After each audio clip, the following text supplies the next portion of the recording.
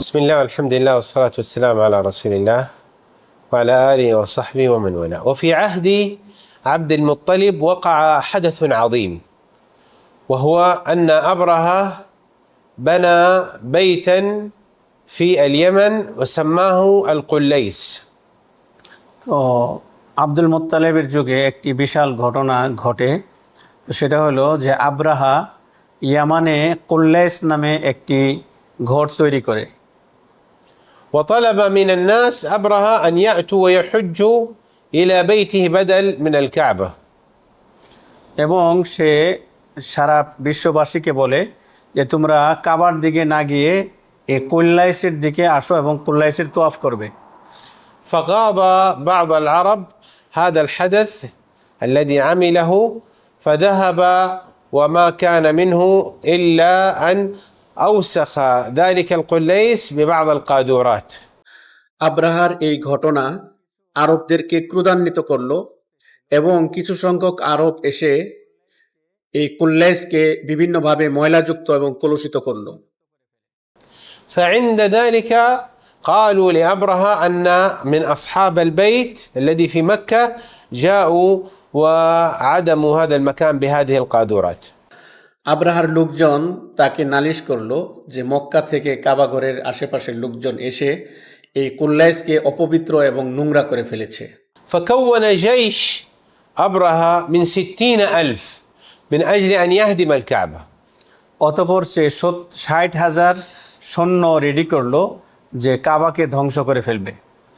فقامت القبائل التي في الطريق وهو يمشي تقاتله، ولكنه قوي قد غلبها جميعا وأخذ ملوكهم وربطهم. আব্রাহা যখন অগ্রসর হচ্ছিল তখন পথে থাকা বিভিন্ন গোত্র তার বিরুদ্ধে যুদ্ধ করতে দাঁড়ালো, কিন্তু আব্রাহা শক্তিশালী হওয়ায় তার সাথে সকলেই পরাজিত হলো এবং আব্রাহা তাদেরকে বেঁধে ফেলল।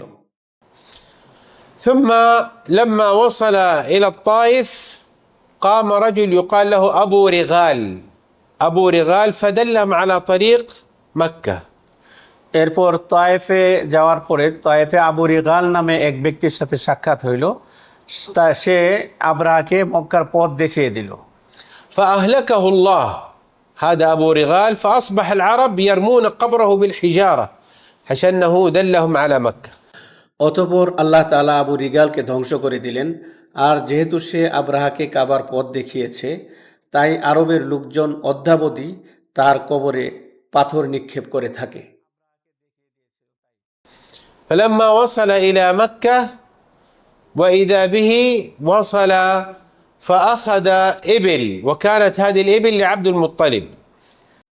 অতঃপর আব্রাহা যখন মক্কায় পৌঁছালো তখন সে আব্দুল মুত্তালিবের মালিকানাধীন কিছু উট দেখতে পেল এবং সে সেখান থেকে কিছু উট নিয়ে গেল।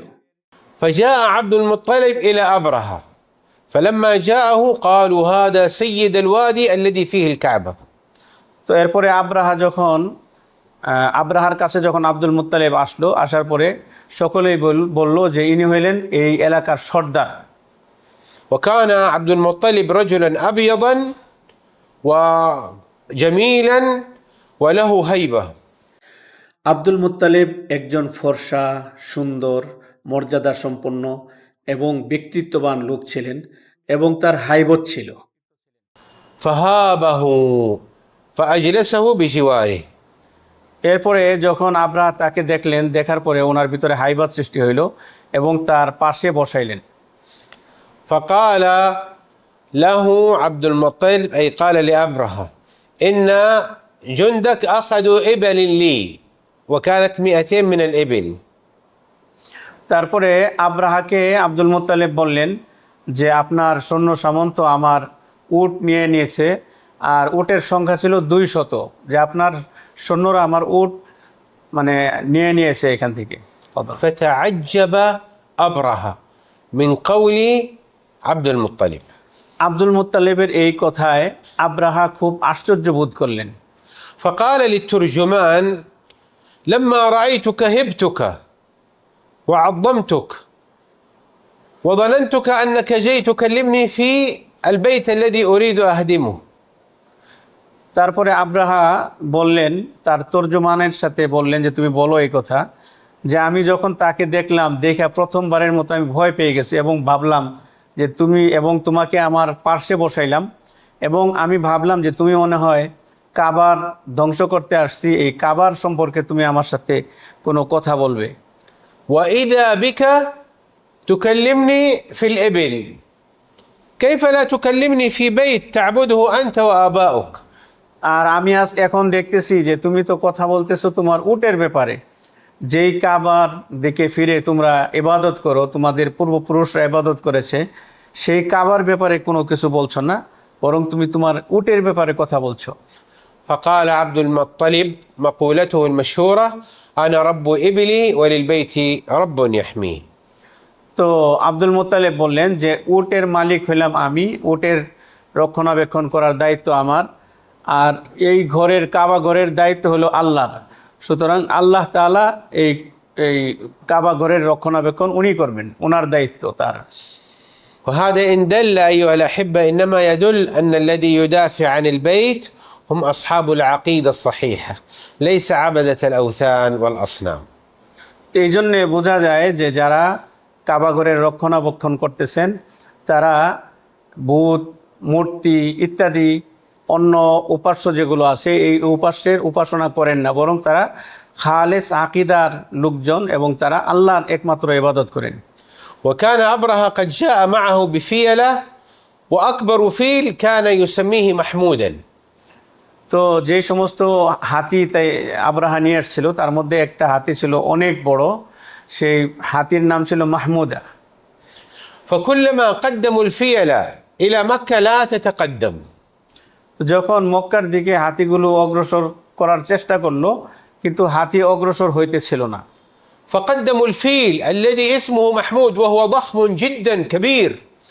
তো যেই উটের নাম ছিল মাহমুদ সেটা অনেক মোটা ছিল এবং অনেক বড় সড়ো ছিল, তাকে যখন অগ্রগামী করলো এবং আগে নিতে চাইলো فأصبح لا يتقدم خوفا من الله. তখন এই হাতি আল্লাহ তাআলার ভয়ে সে সামনে আগে বাড়তেছিল না। وانظروا أيها الأحبة كيف أن الحيوان هذا يخاف الله وهذا الإنسان لا يخاف الله. তো এটা আমাদের লক্ষণীয় বিষয় যে কিভাবে আল্লাহ তাআলাকে হাতি একটা প্রাণী হয়ে ভয় করত, অথচ আমরা আল্লাহ তাআলাকে ভয় করি না। ثم أخذوا يحمون الأصياخ في النار ويضربون بها الفيل حتى يتقدم، لا يتقدم خطوة إلى الأمام، فإذا قدموه يمينا أو شمالا يذهب، أما إلى الأمام لا يتقدم. তো হাতিকে যখন সামনে বাড়ানোর জন্য চেষ্টা করা হইলো, কোনোভাবেই সেই হাতি সামনে যাইতেছিল না। তখন লোহার রড গরম করে রড দিয়ে হাতিকে আঘাত করা হইলো, কিন্তু এরপরেও হাতি সামনের দিকে পারে না। কিন্তু যদি ডানে বামে নিতে চায় তখন সে ডানে যেতেও চায়, বামে যেতে চায়, কিন্তু সামনের দিকে অগ্রসর হয় না। فالحيوان الذي ليس عنده عقل فهم وعرف أن هذا بيت الله وهؤلاء الجند وهذا أبرهة لم يعرف أن هذا بيت الله من كبريائه وغطرسته وجبروته. তো বনের পশু বা হাতি আল্লাহ তাআলাকে চিনছে এবং তার পরিচয়, আল্লাহ তাআলার পরিচয় তার অন্তরের ভিতরে ছিল, অথচ মানুষ হয়ে আব্রাহা এই আল্লাহ তাআলাকে চিনে নাই, আল্লাহ তাআলার ঘরকে চিনে নাই। وكل هذه رسائل من الله لأبرهة أنك تريد أن تقدم على عمل خطير، القبائل قاتلتك، الفيلة لا تريد أن تتقدم وأنت مصر. তো বলতেছে এটা আসলে আল্লাহ তাআলার একটা ইশারা হলো আব্রাহার দিকে, যে তুমি যখন আসার সময় আসতেছিলে তখন তুমি বিভিন্ন জায়গায় বাধাগ্রস্ত হয়েছো এবং সেখানে বিভিন্নভাবে বাধা সৃষ্টি করছে বিভিন্ন ধরনের গোত্রের লোকেরা। আর এখানে তুমি হস্তি বাহিনীকে, তুমি হাতি বাহিনীকে তুমি মক্কার ঘর, কাবার ঘর ভাঙ্গার জন্য চেষ্টা করতেছো, কিন্তু কাবা ভাঙ্গার জন্য তারা প্রস্তুত নয় এবং তারা তাদের ইচ্ছা হইতেছে না যে আল্লাহ তাআলাকে চেনার কারণে যে কাবা ঘর ভাঙ্গার জন্য তারা অগ্রসর হইতেছে না। ولكن صدق الله عندما قال فإنها لا تعمى الأبصار ولكن تعمى القلوب التي في الصدور. এই জন্যেই আল্লাহ তাআলা বলছেন যে আসলে চোখ যেটা চামড়ার চক্ষু এটা অন্ধ না, কিন্তু আসলে তারা হেদায়েতের পথ দেখতেছে না কেন? কারণ তাদের অন্তরের ভিতরের যে চোখ আছে এই চোখটা অন্ধ। فعند ذلك أصدر أبرهة أمره للجند أن سيروا واتركوا الفيلة. অতঃপর যখন সে সকল অপচেষ্টায় ব্যর্থ হইল, তখন তার সৈন্যদেরকে আদেশ করল, হাতি এখানেই রেখে দাও, চলো আমরা কাবা ধ্বংস করতে যাই। ونقف عند هذا الحد. نستودعكم الله الذي لا تضيع ودائعه. والسلام عليكم ورحمة الله وبركاته. এবং পরবর্তীতে হাতি বাহিনীকে আল্লাহ তাআলা ধ্বংস করে দিলেন। এ পর্যন্তই আমাদের দ্বিতীয় পর্ব ছিল। আল্লাহ তাআলা আমাদেরকে তৌফিক দান করেন।